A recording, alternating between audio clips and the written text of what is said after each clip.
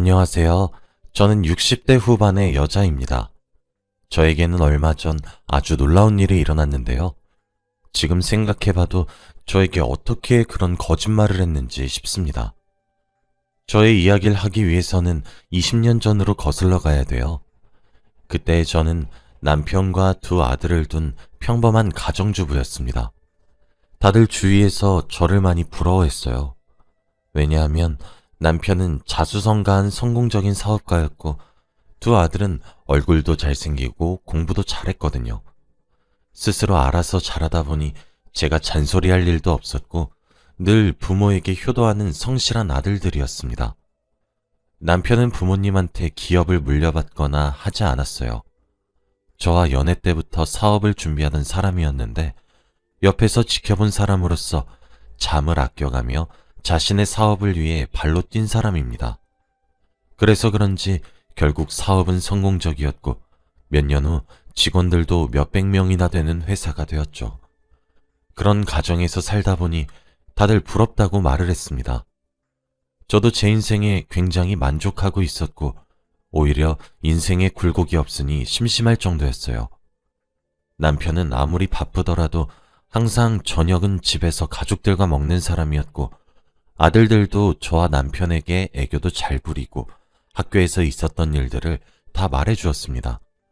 그리고 아들들이 남편 보고 주책이라고 할 정도로 남편은 저를 많이 아껴주었죠. 그런데 이런 화목한 가정 속에서 살고 있던 저희 네 가족도 한순간에 산산조각이 나고 말았습니다. 평생 이렇게 평온한 가정인 줄 알았어요. 그런데 그건 저만의 착각이었더라고요. 갑자기 어느 날 전화가 오길래 받았더니 병원 응급실이었습니다. 그런데 간호사가 하는 말은 남편이 지금 뇌출혈로 쓰러져 있으니 당장 오라고 했어요. 저는 말을 듣는 순간 두 손이 벌벌 떨리며 눈앞에는 아무것도 보이지 않았습니다. 그리고 옷도 챙겨 입을 새도 없이 신발로 짝짝이로 신으며 택시를 타고 응급실로 갔죠.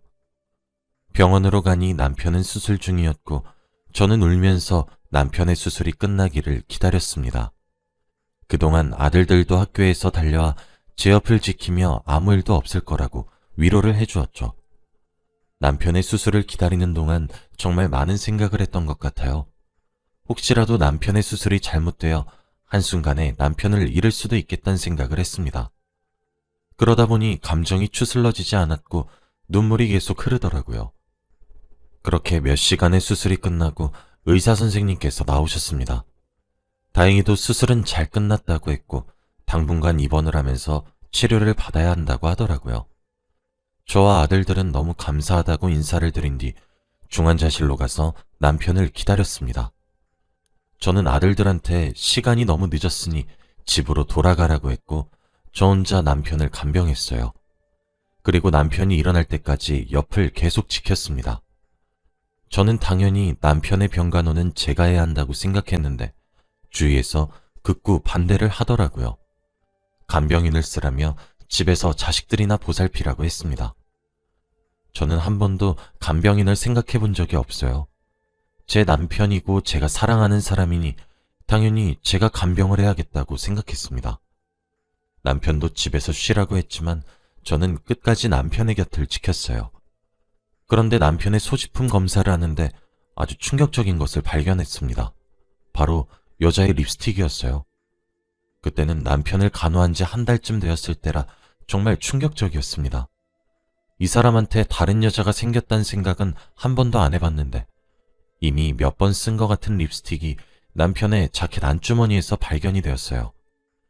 그 자리에서 당장 남편에게 누구 거냐고 따져 묻고 싶었지만 아픈 사람에게 차마 그렇게 말을 할 수 없었습니다. 그리고 지금은 제 옆에서 잘 웃고 이야기하면서 예전과 똑같이 행동하는 사람이 다른 여자를 만난다고 생각하지 않았어요. 그래서 정말 바보 같다고 생각할 수도 있겠지만 저는 그때 꾹 참았습니다. 남편에게 한마디도 하지 않았고 그 여자는 잠깐 스쳐갔던 여자라고 생각했어요. 지금 생각해봐도 정말 한심하고 미련한 것 같네요. 아무튼 저는 남편이 다른 여자의 물건을 들고 있는 것을 알고 있었지만 모른 척 했어요. 이 사람에 대한 배신감은 들었지만 사랑하는 마음이 사라지지는 않았거든요. 평소처럼 저에게 다정하게 대해주었기에 일부러 회피한 것 같습니다. 그렇게 저는 아무런 티도 내지 않은 채 약 1년간의 간호가 끝나고 남편과 집으로 돌아왔어요. 다시 예전처럼 평화롭고 행복한 가정환경이 될 줄 알았습니다. 그런데 이제는 남편이 점점 당당해지기 시작했어요. 제가 모른 척하고 넘기면 아무 일도 일어나지 않을 줄 알았습니다. 그런데 일부러 립스틱을 저 보라고 놔둔 것인지 제가 그걸 보고도 아무런 반응이 없었으니까 오히려 남편은 대범하게 행동을 하더라고요. 병원에서 음주를 하면 안 된다는 말은 무시한 채로 매일 밤마다 술을 먹고 집으로 들어왔고 제가 자기 전까지는 안방에 들어오지 않은 채로 거실에서 계속 누군가와 전화를 했습니다. 아들들도 아빠가 예전과 달라진 모습을 보이니 당황스러워 하더라고요. 아들들보다 놀랐던 사람은 바로 접니다. 아예 대놓고 불륜을 저지르는 그 사람을 보니 어떻게 대처를 해야 할지 모르겠더라고요. 매일 저녁 식사는 꼭 가족과 함께 한다는 규칙은 이미 없어진 지 오래였고 가족들에게 정을 점점 떼고 있는 듯한 느낌이었습니다. 아들들도 나이가 어느 정도 있으니 아빠에게 다른 여자가 생겼다는 것을 눈치챈 것 같아요. 더 이상 놔두다가는 아이들에게 정서적으로도 좋지 못할 것 같아 결국 제가 먼저 이야기를 꺼냈습니다. 거실에서 전화를 하고 있는 남편에게 몰래 다가가 전화 소리를 엿들어 보려고 했어요. 그런데 작은 소리로 전화를 하고 있었고 결국 몰래 들으려고 하던 걸 들켰습니다. 남편은 그런 저를 보고 불같이 화를 내며 당장 방으로 들어가라고 했고 저는 그 자리에서 눈물이 터지고 말았어요. 한 번도 화를 낸 적이 없었던 사람이 한순간에 180도 변해버리니까 적응하기 힘들었거든요. 결국 저는 남편에게 울면서 다 털어놓았습니다. 요즘 들어서 당신 왜 그래? 가정에 무관심하고 매일 술 먹고 들어와서 잠도 안 자고 거실에서 전화만 하고. 사실 나 당신 자켓에서 여자 립스틱 봤어. 그런데 나만 조용히 하면 당신 다시 마음 잡고 돌아올 줄 알았다고. 근데 오히려 더 당당하게 행동하더라? 당신 지금 예전이랑 많이 다른 거 아냐고. 남편은 제 말을 듣고 한숨을 푹 내쉬더니 충격적인 말을 했습니다. 다 알고 있으면서 지금까지 모른 척 한 거야? 맞아. 나 사실 여자 생겼어. 그 여자가 당신보다 훨씬 예쁘고 착해. 안 그래도 조만간 말하려고 했는데. 우리 이혼하자. 나 더 이상 당신이랑 못 살 것 같아. 이제 여자로도 안 보이고 아들을 먹여 살리는 것도 지긋지긋해. 그러니까 이제 각자 길 가자. 남편은 표정 하나 안 바뀌고 이런 말들을 저에게 내뱉었어요. 남편의 말 한마디 한마디가 제 심장을 파고드는 것 같았습니다. 상처를 너무 받았고 눈물이 멈추지 않더라고요. 그리고 남편은 기다렸다는 듯 다음날 해가 뜨자마자 이혼 서류를 들고 집으로 왔습니다. 저에게 당당하게 이혼을 요구했고 깔끔하게 합의 이혼을 하자고 하더라고요. 남편의 행동에 어이가 없어서 헛웃음만 나오더군요. 남편은 가족들을 다 자리에 앉히고 이야기를 했습니다. 아이들한테도 저희가 이혼한다고 솔직히 다 말했어요. 그뿐만 아니라 자기한테 여자가 생겼다는 것도 아이들한테 다 말했습니다. 애들은 몰랐으면 했는데 그렇게까지 솔직하게 말하는 이유를 도저히 모르겠더라고요. 아무튼 애들은 너무 놀라서 말도 하지 못했고 남편은 계속해서 자기 이야기를 했습니다. 양육비와 재산을 저에게 두둑히 줄 테니 저 혼자 아이들을 다 키우라고 하더라고요. 그 여자가 아이들을 데리고 오면 같이 안 살아준다고 했답니다. 그래서 어쩔 수 없대요. 이 집도 저에게 준다고 했고 남편은 그 여자 집에서 얹혀 산다고 합니다. 그러면서 당장 도장을 찍으라는 눈빛을 보내는데 그 순간 여자로서 자존감이 바닥을 쳤어요. 눈물이 미친 듯이 났지만 꾹 참으며 도장을 찍었고 남편은 이혼 서류를 제출하러 집을 나섰습니다. 아이들도 아빠가 집을 나서자마자 울었어요. 그리고 배신감을 미친 듯이 느낀 것 같습니다. 아이들이 항상 존경의 대상을 아빠로 정했었는데 한순간에 가정을 버리는 불륜남이 되었으니 충격이 이만저만이 아닌 것 같더라고요. 그리고 저를 위로해주며 꼭 셋이서 행복하게 살자고 했습니다. 남편은 하루가 급하게 짐을 싸서 집을 나갔고 정말로 자신의 재산 일부분을 저에게 거의 주었습니다.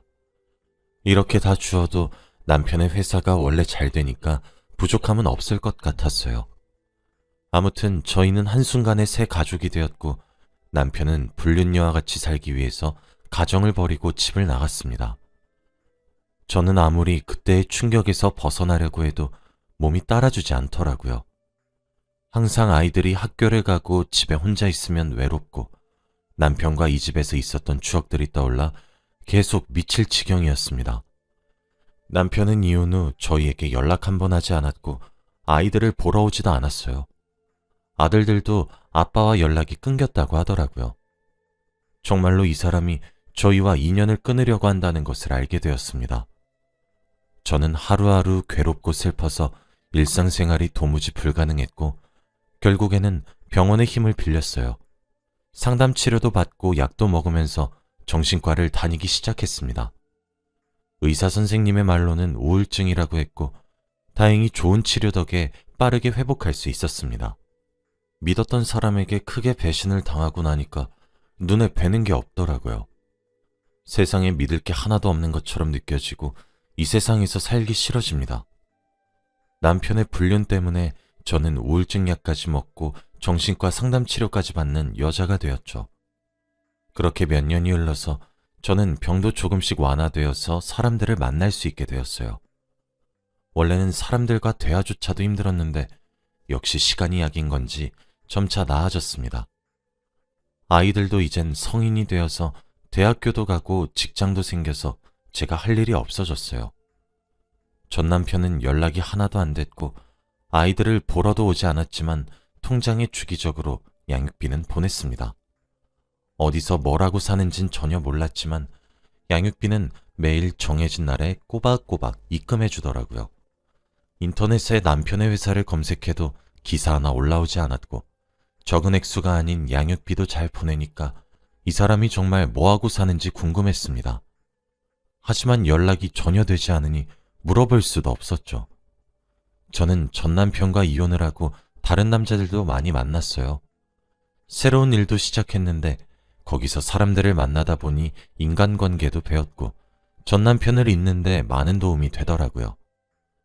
가끔씩 전 남편이 생각이 났지만 그런 쓰레기를 아직까지 잊지 못한 제 자신이 너무 한심해서 최대한 머릿속에서 지워내려고 노력했습니다.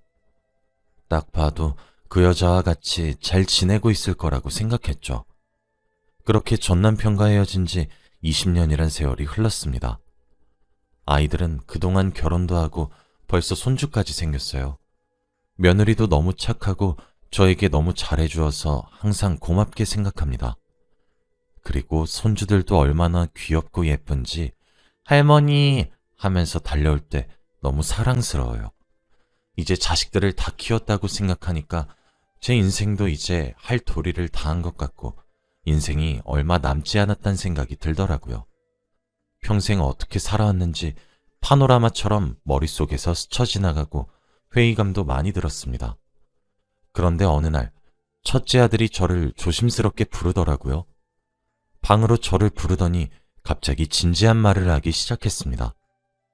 원래 한 번도 이런 무거운 분위기의 이야기를 한 적이 없는 앤데 갑자기 이러니까 당황스럽더라고요.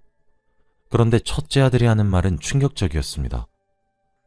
엄마, 나 얼마 전에 아버지 본 것 같아. 이혼하고 20년 동안 연락 한 번 없었던 사람의 소식을 들으니 귀가 쫑긋해지더군요.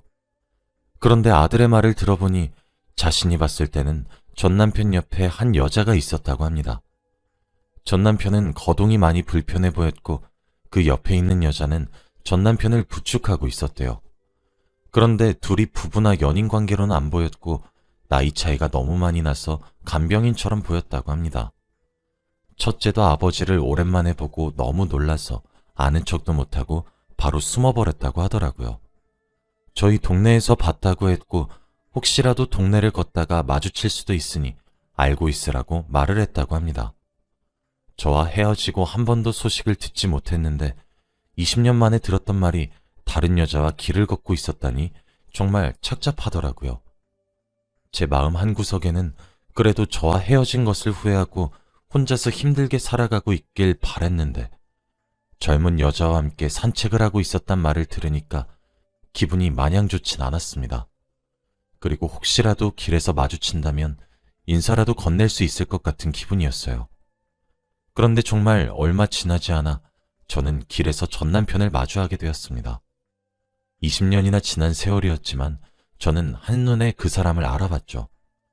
얼굴에 주름도 많이 지고 거동도 많이 불편해 보였지만 딱 봐도 알았습니다. 그 사람 옆에는 정말로 젊은 여자가 걷는 걸 도와주고 있었고 혹시 저 여자가 그때 그 불륜여인가 싶더라고요. 저는 인사를 바로 건넬 수 있을 줄 알았는데 저도 모르게 몸이 돌처럼 굳어버렸습니다. 결국 전 남편과 눈이 마주쳤고 그 사람도 저를 보고 굉장히 놀란 표정이었죠. 그렇게 한 3분가량 서로 말없이 쳐다만 보고 있었습니다. 그러다가 옆에 있는 여자가 먼저 전 남편에게 말을 걸더라고요. 어르신, 지갑에 있는 여성분이랑 많이 닮았네요. 저는 무슨 말인가 싶어서 그 여자를 쳐다보니 그 여자가 저에게 말을 걸었습니다. 안녕하세요. 저는 어르신 간병하고 있는 사람이에요. 혹시 어르신이랑 아시는 분인가요? 저는 너무 놀랐어요. 전 남편과 살림을 차린 사람이라고 생각했는데 알고 보니 전 남편의 간병인이라고 하더라고요. 그래서 저는 갑자기 경계심이 확 사라졌고 저도 웃으면서 이야기를 했습니다.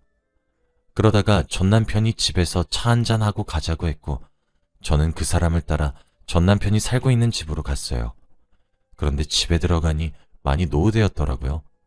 먼지도 잔뜩 쌓였고 제대로 된 먹을 것도 없었습니다. 이런 환경에서 살고 있었다고 하니까 조금 먹먹해지더군요. 그런데 간병인이 저에게 이런 말을 해주었습니다. 어르신이 매일같이 지갑에 있는 여자 사진을 보고 있는데 그게 할머니셨군요. 매일같이 보고 싶다, 그립다 하셨는데 저는 어르신 점심시간부터 저녁까지 돌봐드리고 있어요. 어르신이 지금 암에 걸리셔서 많이 힘드시거든요. 정말 고생 많이 하셨어요. 매일같이 막노동 하셔서 손에 지문이 없을 정도세요. 그래도 지금이라도 할머니 뵈어서 표정이 좋아 보이시네요. 두 분이서 이야기 잠깐 나누세요. 전 나가 있을게요. 이 말을 내뱉고 잠깐 나가 있었고 저는 전 남편과 단둘이서 방 안에 남았습니다. 그리고 몇 분간의 정적 끝에 제가 먼저 말을 꺼냈습니다. 암이라며? 무슨 암인데? 치료 받았어? 아니 막노동이라니. 그동안 어떻게 산 거야? 회사는? 저는 질문을 쏘아붙였고 전 남편은 차근차근 다 말해주었습니다. 그런데 그 사람은 정말 충격적인 말을 해주었어요. 제가 전혀 알지 못했던 과거의 비밀까지 싹 다 말이죠. 사실 나 그때 바람핀 거 아니야. 그때 회사가 기울고 있었는데 나 혼자 감당하려고 일부러 그랬던 거지. 그리고 립스틱 당신 거였는데 몰랐지? 내가 일부러 당신 속이려고 당신 립스틱 자켓에 넣어놨는데 감쪽같이 속더라. 그리고 집 나오자마자 바로 회사 파산하고 빚 갚고 양육비 보내느라 평생 일만 했지. 그래서 애들 보고 싶은 거 꾹 참고 찾아가지 못했어. 나 혼자 다 감당하기 위해서 자식들도 당신한테 부탁한 거고. 근데 매일같이 일을 하고 몸을 가만히 안 두니까 병이 생기더라. 나 위암이래. 수술 받아야 한다고 하더라. 그래서 지금은 그냥 죽을 날만 기다리고 있어. 근데 나 곧 죽나 보다. 당신 보고 싶어서 매일같이 기다렸는데 이렇게 선물처럼 마주쳤네. 당신 여전히 예쁘고 고와. 나만 이렇게 늙어버렸네. 그래도 지금에서야 진실을 다 말할 수 있어서 홀가분하네. 그동안 잘 있었지? 저는 남편의 말을 듣고 펑펑 울었어요. 저는 그것도 모르고 매일같이 아들들과 남편 욕을 하면서 지냈는데 알고 보니 끝까지 이렇게 미련한 사람이었습니다. 울면서 전 남편에게 화를 불같이 냈어요. 그걸 왜 혼자 감당해? 회사 망한 건 나 몰랐단 말이야. 그거 같이 이겨내야지 왜 혼자서 견뎌내려고 그래? 나랑 애들은 그것도 모르고. 저는 그날 전 남편에게 안겨 펑펑 울었습니다. 매일같이 과거의 일을 떠올리면서 한숨만 내쉬고 괴로웠는데 저도 모르게 이 사람을 기다리고 있었나 봐요.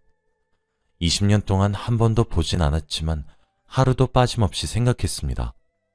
그래도 저와 아이들을 버린 나쁜 사람인데 계속해서 머릿속에 떠올리는 제 자신이 너무 미웠는데 이제는 그런 생각을 안 해도 될 것 같았죠.